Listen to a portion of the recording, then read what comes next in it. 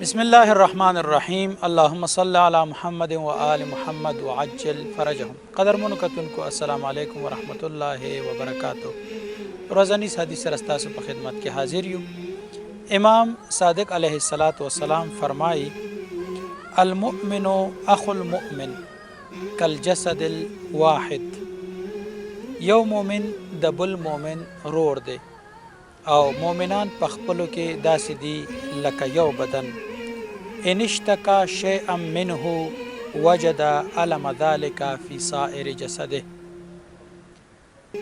کچره پدې کې د بدن یو حصم درد محسوس کی نه هغه درد ټول بدن کې محسوسیږي.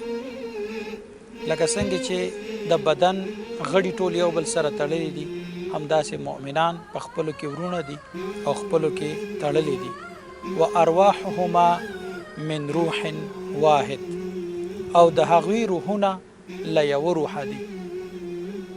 لکه څنګه چې موږ وایو چې مؤمنان د یو بل ورونه دي، د یو بل په غم کې غمجن دي او د یو بل په خوشحالۍ باندې خوشحال دي.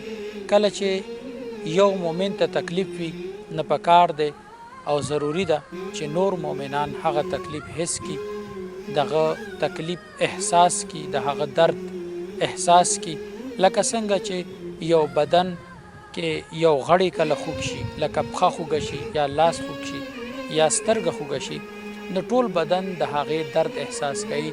همدارنګ مؤمنان پکار دی د یو بل درد احساس کی. ډیره مننه.